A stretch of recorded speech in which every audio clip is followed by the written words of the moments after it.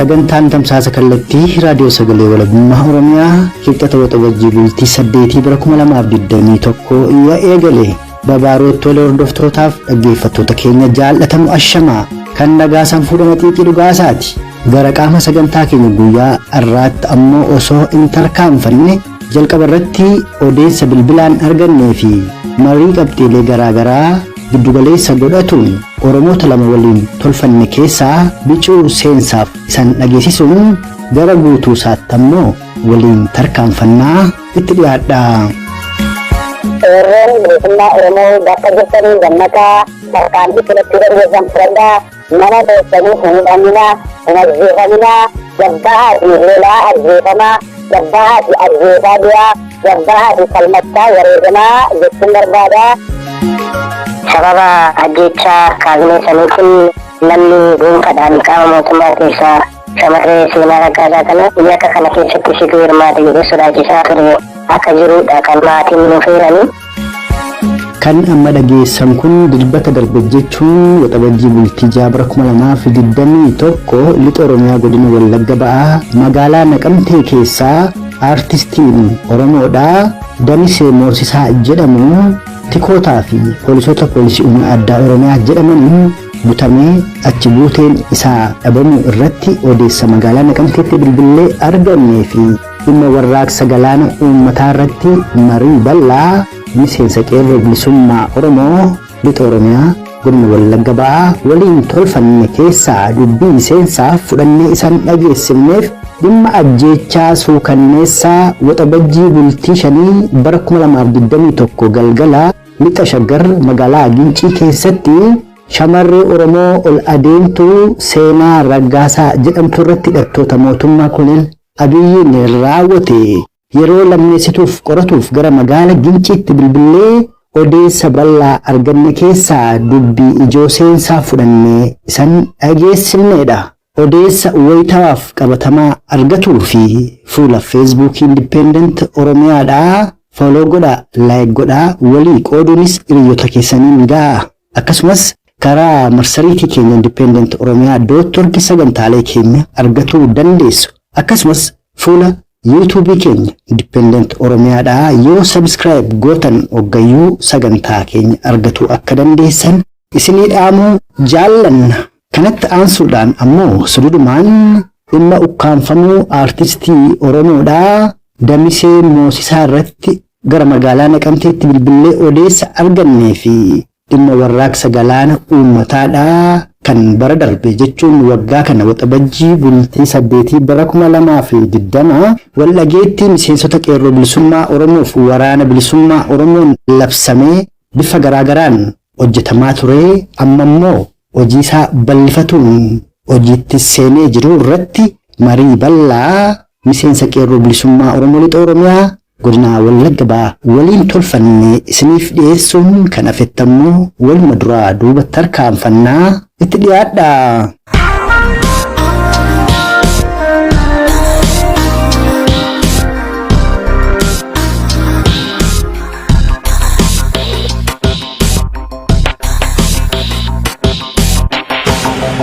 Dhiyeenya kana weellisaan Oromoodhaa tokko magaalaa Naqamtee keessaa butamee ukkaanfamu achi buutee dhabamuutu himamaa. Eenyu weellisaan kun eenyu kan qabee isa kanarraa nuu himtaa itti fufuudhaan ammoo dhimma warraaqsa galaana uummataa irratti dubbannaa. Akkuma beekamu artistoonni Oromoo yeroo ammaatti bu'aa artistii beekamaa Gaazexeessaa irraa qabee haala irraatti kan hidhamaa jiranii fi kan butamaa jiranii hedduu isaaniis kan ajjeefamaa jiranidha. Kanumaan kan wal qabatee ijoolleen Oromoo uummanni Oromoo kutaalee garaagaraa irraa fi miidhamaa fi biyya keessa hidhaa fi hiraasa keessa akka jiran dubbatamadha. Haaluma kanaan wal qabsiisee yeroo dhiyootti weellisaa Damisaa Naqamtee keessa kan jiraatu yeroo dhiyootti beeylada butamuu isaa dhaga'ameera. Weellisaa Oromoo Damisee kan qabeechi buutee dhabamsiise eenyu? Weellisaa kana kan humnaa Tikaatii yookiin immoo dhiyeenya kan leenjiirra turan waraana bilisummaa jedhamanii humna addaa Oromiyaa jedhaman kan waamamanidha. Artistii kana isaan ta'e humna addaa Oromiyaa jedhamanii waamamu yookiin immoo humna Tikaatii jedhamu akka afaan keenyaatti barreeffamu. Isaan aloo haalli Oromoonni magaalaa Naqamteef naannoo sanii keessa jiran attam namoonni hedduun galma Kumsaa Morodaa keessatti irra keessa ta'u jalatti hidhamanii giriirfamaa turan danuutu jira jedhama. Sanoo maal quba qabdu yookaan attamitti hordofaa jirtu akka miseensa qeerroo bilisummaa Oromootti? Magaalaa Naqamtee keessatti gochoonni mootummaan tiitii yookiin mootummaan sirna nama nyaataa diinataa jira jedhu kun gochaa jiru gochoota ulfaatoo miira namaatti illee dhaga'aman mallee uummata magaalaa Naqamtee gurgurtachiisuudhaaf yookiin immoo anatti biraa jennee dirqamaan hojii dirqamaa hojjechiisuudhaaf waan kun godhan jiru hidhaadhaanii fi arjechaadhaanii fi yeroo takkisaa qeerroo jajjaboo nama torballee kan wal biratti qalaman ni jiru. Raageeffaan illee seenaa kanallee eenyuuf illee kan wallaaltu kunuuti yaadatamaadhaan miidiyaalee uummataa kanarrallee kan deemaa turedha. Amma irraatti manni magaalaa Naqamtee ilaalcha mootummaa naftanyaa yookiin immoo mootummaa tiibii sanaan waan hedduu keessa darbee hanga irraatti illee hidhamaa dararamaa ajjeefamaa jira. Ilmi namaa buutamaa jira. Dubartiin namaallee gudeedamaa jirti. Ijoolleen daa'imnillee dhaqeetti qabamtee qalamaa jirti. Kanas ta'u kanas garuu magaalaan Naqamtee hanga irraatti marfamte nabii sirna gahaa eeggatee waraana bilisummaa Oromoo wajjin sochiisaa gaggeessuu fi mootummaatti kuffisuudhaa fi har'a inni akka taa'u kaasee kan jirudha. Ayyeegaa gara qabxii marii keenya sattaanutti tarkaanfattee erga tarkaanfatteeti guyyaa lamaan sadan darban kana dhimma warraaqsa galaana uummataatu gama garaagaraan dhaga'amaa jira. Miidiyaalee agoo irrattis dubbatamaa jira. Akkuma waliin immoo quba qabnu warraaqsi galaana uummataadha. Miseensota qeerroo bilisummaa Oromoo fi waldhageetti waraana bilisummaa Oromoo hoobootiin kan waxabajjii 8,2020 labsamedha. Bifa garaagaraan itti fufee deemaa ture. Ammas waamicha taasisaa jirtu kan jedhudha kan dhaga'amu. Waan kanarraa nu himi yeroo mootummaan kun uffataan impaayera Itoophiyaa kun afaan qawweetiin nama 2-3 addaan eegaa jirutti attamitti warraaqsa kanatti fufuuf deemtu moo tooftaalee kanaan dura fayyadamaa turtan sana keessaan walii qoodaa waan gootan gochuudhaaf tarkaanfataa jirtu kanamee bal'ina isaa nu himi. Ayyeegaa warraaqsi galaana uummataa waxabajjii 8 bara 2020 kan eegaledha. Yoo kana warraan eegalee fi warraaqsi kun kan argaan kunne hamma irraatti bifa garaagaraatiin jijjiiratee tartiiboo kakayyaraa hanga irraatti socho'aa kan jirudha. Haaluma kanaan itti fufee amma mootummaan gabroonfataa kun ofitti dhibbisaa jalaa turamee jigee hundi isaa bakka argamutti warraaqsa itti fufuu qabudha. Kanaan kan wal qabatu baatii lamaatitti warraaqsi eegalamee jira. Kutaalee Oromiyaa garaagaraa keessatti kan raawwataa jiru. Innis manneen waajjiraatii fi kutaalee kaardii filannoo waan garaagaraa irratti mana gandaa irratti biiroo ganda baadiyyaa kanaanaa waajjira poolisii irratti tarkaanfii fudhachuudhaan yeroo bilisummaa Oromoo magaalaa baadiyyaa kutaalee Oromiyaa baadiyyaa kibbaa kaaba kutaan guutuutti tarkaanfii fudhachaa kan jirudha. Kanuma wal qabatee hanga har'aatti dhimmi filannoo mootummaa kan sadarkaa fi kan kufee yeroo isaa jalaa bubbutamaa kan jiru kunillee warraaqsa galaana uummataa qeerroo bilisummaa Oromoo eegaleef gaggeessaa jiruun wal qabateetidha. Ammas itti fufee kan jiru tartiiboolee garaagaraatiin haala tarkaanfii humna adabbii magaalaatiin ta'uu qeerroo bilisummaa Oromootiin fi waraana bilisummaa Oromootiin adeemsi mootummaa gabroonfataa kana tuffisuu isa tartiiboo jijjiirrateen yerootti jijjiirree kan adeemsisu ta'a. Kanuma wal qabatee guyyaa lamaan asitti illee wanti qulleeffamaa jira, barreeffamaa jira. Kunis kutaalee wallagga lixaa keessaa bakkoota garaagaraatti illee eegalee jira. Gandii fi Roomaa, Laalessaa fi wanneen kana fakkaatan keessatti lagannaan jabaa wanneen akka Jilaa fi Boqqolloo buna illee ta'e gabaa baasuu irraa jalatti kan jiru.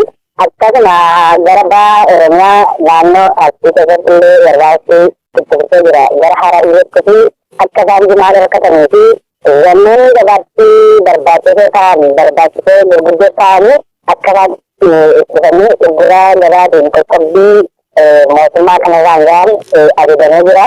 Akkuma kanaan itti fufaa tarkaanfiin qaamota fi adabuu magaalaa keessatti baadiyyaa keessa ta'uu daldaltoota fi mukkeelee mootummaa kanaa kan ta'an irratti tarkaanfii fudhachuudhaaf qophii hundatti mul'ee kan jirudha. Kana garaanis itti deemnaa jira. Bareedaa dhaggeeffattoonni keenya keessumaa addatti miseensonni qeerroof qarreen bilisummaa Oromoo biyya keessa jiran egaa waan kana akka dhagaan akka hubatanii yeroo garaa garaatti immoo akkuma dubbatamaa ture warraaqsi galaana uummataa kun yoo jedhanii harka walitti maranii gadi ba'uu otoo hin ta'in yoo gadi ba'uun barbaachisuuf qopheessanii gadi ba'uu humna diinaan wal madaalu yookaan ammoo diina humnaan dhufu ofirraa deebisuu danda'u qabaachuun illee barbaachisaa akka ta'etu dubbatamaa ture gaammas immoo jabeessin gama koon gaaffii irraaf qaban kan warrattan xumura garuu akka miseensa qeerroo bilisummaa Oromoodhaa lixa Oromiyaa godina Wallagga Bahaatti yookaan immoo akkuma miseensa qeerroo bilisummaa Oromoo guutuu Oromiyaatti isin quba wal qabduufan kana jedha waan dhaammattu yoo qabaatte akka dhaammattuuf asumaan carraasii kenneera. Ayyuu akkuma guutuu Oromiyaatti illee hojii kanaan hojjechaa jirudha. Asumaan dhaamsi ani qeerroo bilisummaa Oromoo kan keessaaf kan alaatii fi kan baaf kan guddaa kan dhiyaatii fi kanan yaada kennuu barbaadu qeerroo bilisummaa Oromoo bakka jiruufi amma sa'aatii kanatti quba wal qabee yeroo itti mootummaan kun kufuu ga'e yeroo itti mootummaan kun alaa keessatti guddamee barcuma sirriitti raafamtu tokko irra ta'aa jiru waan ta'eef qeerroon bilisummaa Oromoo waraana bilisummaa Oromoo waliin dhaabbatee qaamolee tarkaanfii magaalaa yookiin humna adabbii abbaa darbii jedhamuun beekamuun wal hidhata baatee qaamoleen kun sadan mootummaa kana irratti yeroo isa dhimaatiin warraaqsi gaggeeffamu ammaa eegalee warraaqsa xumura waan ta'eef kutaalee Oromiyaa mootummaa keessatti sagalee duwwaadhaan mana teenyee laayinii irra itti diiva teenyee firii abalii jennee maxxansaa oolii dhiifnee yeroo itti gabbaanee falmannudha. Yeroo itti gabbaanee mootummaa kana garga dheerannudha. Yeroo itti gabbaanee barcuma mootummaan kun qabatee jirurraa kuchillee kutaalee Oromiyaa maratti injifannoo galmeessinee handhuura Oromiyaa magaalaa Finfinnee kabaaf illee ka harka diinaa jirti, ka harka Oromaa jirti, ka harka alagaa jirti, kallattii ijoolleen Oromoo ilmaan Oromoo hedduu isaanii jajjabiin qallee irratti wareegamaa jiran, irratti dhamaa jiran, irratti gabamaa jiran harka kenna galfannuu hammadhaa dhiyoodhaa yeroon isaa firii hin fagaatu waan ta'eef qeerroon bilisummaa Oromoo bakka jirtanii gammataa tarkaanfii fudhachuu dandeessan fudhadhaa mana dhiirri keessanii hin hidhaminaa hin ajjeefaminaa gabbaa'aa fi lolaa ajjeefamaa gabbaa'aa fi ajjeefaa dhiyaa gabbaa'aa fi falmachaa wareegamaa jechuun barbaadaa. Jalqabuma isaa Oromoonni kan inni Oromiyaa gadhiise jaallatee osoo hin taane mootonni kolneeffattoota Abashaadhaa meeshaa waraanaa ammayyaa mootota warra dhiyaarraa argatan sana fayyadamanii duguggaa sanyii Oromoo irratti geggeessanii Oromiyaa dhuunfatanii haa ta'uti inni kun akkuma jirutti ammoo ta'ee erga dhuunfatame boodas Oromoon callisee hin teenye barootaaf qabsootti jira addatti bara 2014-15 aga 2018tti warraaqsa guddaa geggeessan aarsaa baay'ee baaftanii yeroo baay'ee namoonni hedduun qeerroo yookaan dargaggoota yookaan Oromoo 5,000 ol 6,000 olitti wareegneetu jijjiirama kana finnedanii yeroo isaan ittiin dhiigaa ilmaan Oromoon baannatan deebisanii immoo isaanummaanuu qileetti darbatantu mul'ata kana kan tolchi ammoo Oromoo galma qabsoo bilisummaa isaa wallaalchisuu yookaan ammoo afaan faajjii uumutu sana dhalchee burjaajii irraa goraaf dogoggora akkasii hambisuu fi isinarra miseensonni qeerroo bilisummaa Oromoo maal argamsiisuuf qabsaa'aa jirtu? Miseensota waraana bilisummaa Oromoo obbo wajjinis quba wal qabdu obboonoo maal argamsiisuuf kan inni lubbuusaa jijjiirraa hin qabne aarsaa gochaa jiru eessa galmi qabsoo bilisummaa Oromoo kan isin aarsaa baasaa jirtaniif? Ayyuudha baay'ee gaariidha. Akkuma beekamu 2013 irraa eegalee qabsoo daldalaa qeerroo bilisummaa Oromoo taasisaa tureera. Gara xumuraarra gahee gara 2008 gara 2010 irra gara qabsoon goolabamutti namoota jajjaboota jedhamu yookiin immoo hangafoota keenyatti hundeeffamaa turanii qabsoon keenya harka diinaatti akka ta'u ta'eera.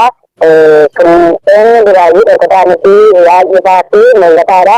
Injifannoo kun mootummaan gaditti hatamee harkuma diina kaleessa nu darbaa ture yookiin immoo nargeessaa nu miidhaa ture daandii nu dawwataa ture ilmaan Oromoo nu dabalaafataa turetti dabarfamee yeroo inni hatamee kennameedha. Kanatti bakka hin amma garuu akka jiran ta'e kun mudannoo nuyi ta'e barumsa nuyi ta'e darbee immoo yeroo sana kan ittiin miidhamne yookiin kan ittiin boonfanne hayyoota nu hanga kamitti dabarsinee kennine isaan beeku waan jedhamuuti harka keenyaa ba'ee harka diinaa galeera. Harka garuu akka kana miti.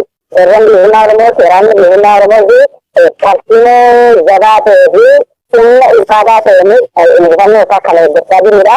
Inni injala buune injifannoo keenya warraaqsa keenya keessatti akka jedhamu keessatti akka jedhamu hundumaa qabannee galmeeffannee adeemsa kana hundumaa barnootaaf tartiimoodha wal bira qabnee waan deemaa jirru injifannaan kun uummata miti. Injifannaan ishee malalaa ishee xumuraa ishee akka Oromootti galchee ishee yeroo Oromiyaa murteessite daangaa Oromiyaa kallattii kaartaa Oromiyaa kana dhugoomsite harka Oromootti fiddee galche waan taateef akka kanatti qabannee jiru. Seeraan bilisummaa Oromoo seeraan bilisummaa Oromoo kana haa qabatu.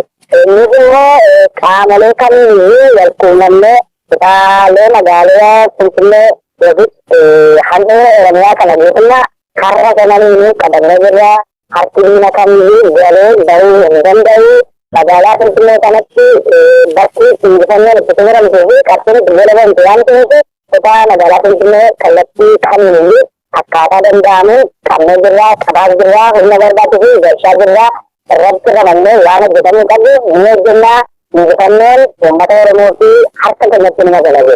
Galmi qabsoo bilisummaa Oromoo Impaayera Itoophiyaa Dimookiraatessuu osoo hin taane biyya Oromiyaa walaboomsuu bilisummaa Oromoo mirkaneessuuf mootummaa birmaduu Oromoof Oromiyaa gadi dhaabuudha jechuudha akka sirraa hubadhutti kan isin aarsaa baasaa jirtaniif. Haalaan qabsoomna.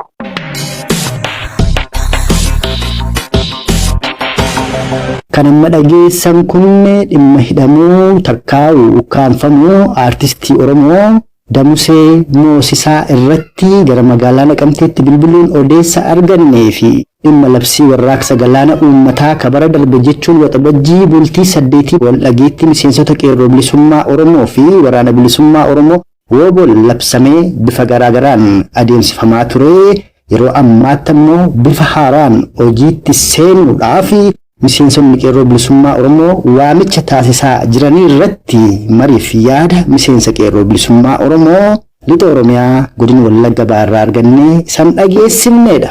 Ammoo kan asaanu gara giddugaleessa Oromiyaa lixa Shaggar Ginciitti bilbiluudhaan dhimma ajjeechaa suukanneessaa halkan waxabajjii bultii 5 bara 2021 magaalaa Gincii keessatti shamarree Oromoo ol adeemtu seenaa raggaasaa irratti hidhattoota mootummaa kunneen Abiyyiin raawwatee nus odeessa bicuu sagantaa keenya darbe keessatti isin dhageessisuun bal'ina isaaf akka walitti deebinu wal dhaammanne har'a bal'ina isaa qabannee dhiyaanneerra. Sunis muuziqaa ce'umsaa kana booda eegalaa itti dhiyaadha.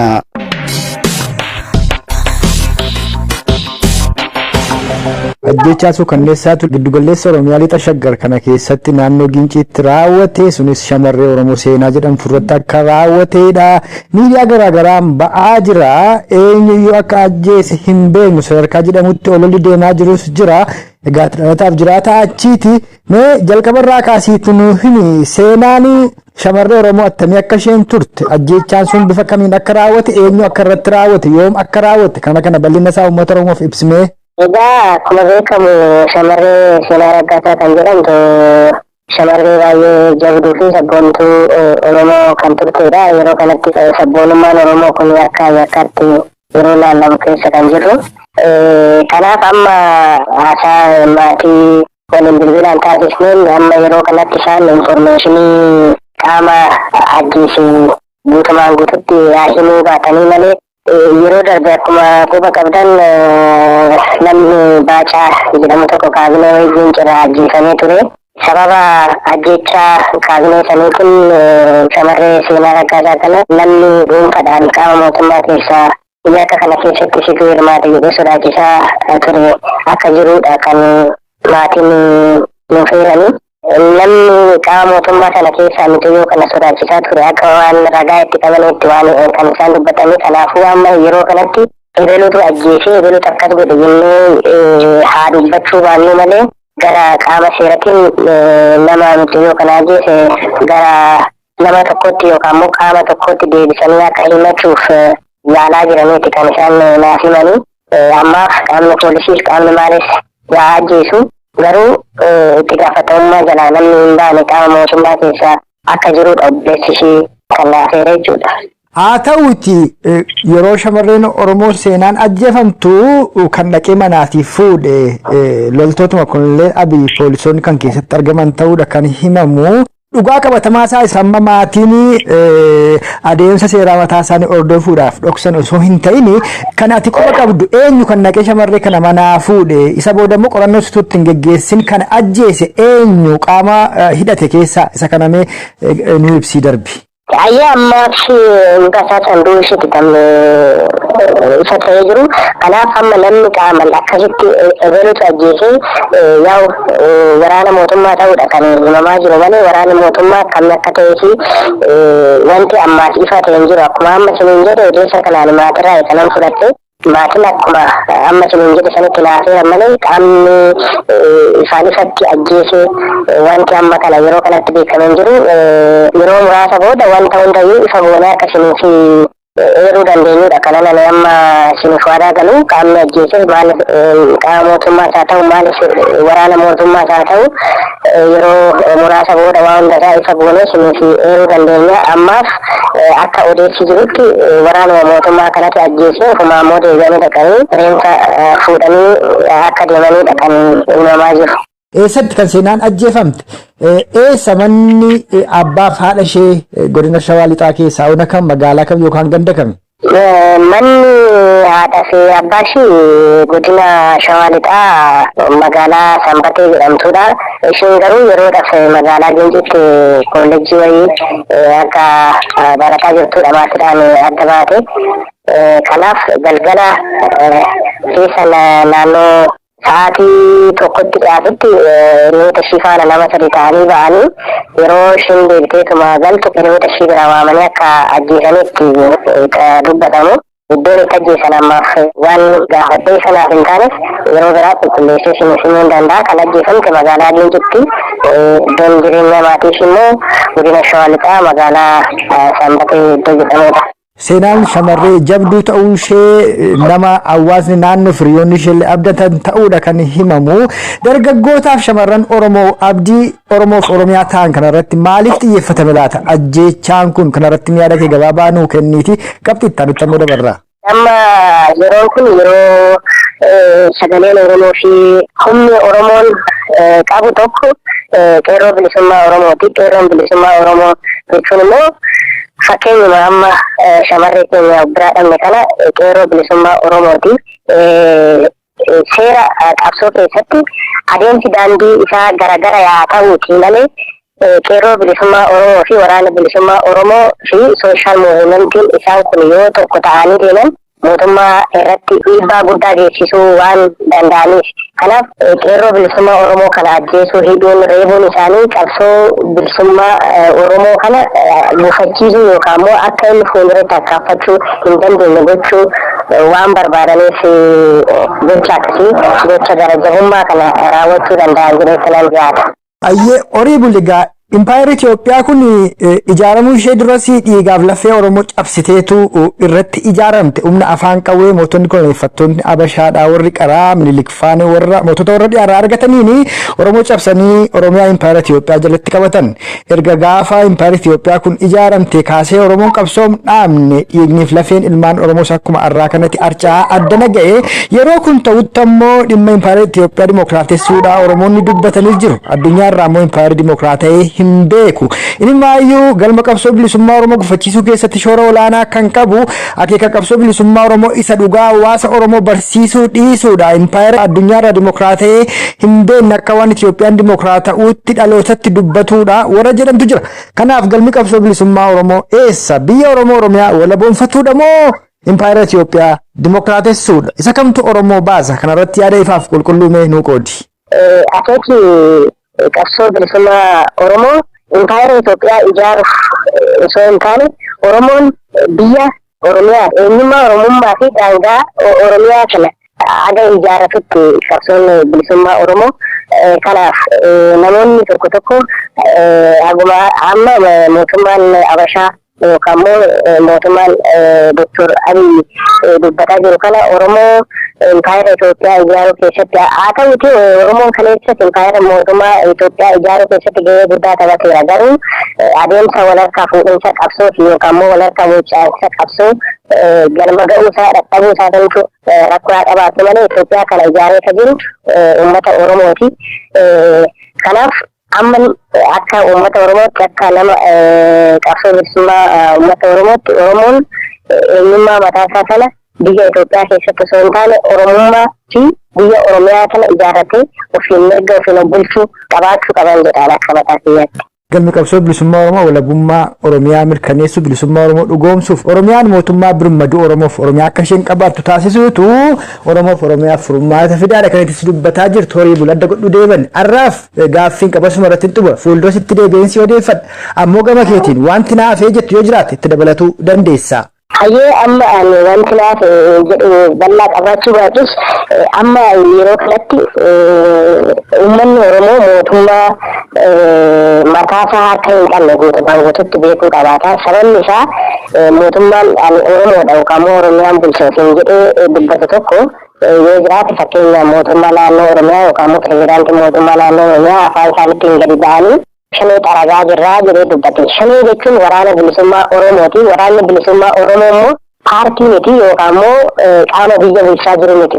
Akka Oromoon lafa kanarra jirutti waraanni bilisummaa Oromoo fi Oromoon oksijiinii yookaan immoo nama jechuudha. Kanaafiyyuu sa'aatii tokkofillee gargar ba'anii jiraachuu waan hin dandeenye. Oromoon kanaaf amma paartii dhiibuu osoo hin taane waraanni bilisummaa Oromoo dhiiranii nuti jiraachuu akka hin dandeenye fi Oromoo waraana bilisummaa wajjin gargar ba'ee jiraachuu akka hin dandeenye hiikee waraanni bilisummaa Oromoo fi qeerroon bilisummaa Oromoo adeemsi qabsoo isaanii gargar yaa ta'an malee galmi isaanii tokko waan ta'eef waraana bilisummaa Oromoo jedhanii qeerroo bilisummaa Oromoo jedhanii sochiileen hawaasaa hundi walgitee yeroo gabaabaa keessatti mootummaa gabroonfataa kana ofirraa kuffisuudhaaf gahee olaanaa kan qabu uummata Oromooti. Kanan uummata Oromootti dhaabuu barbaada. Galatoomaa horaa bulaa.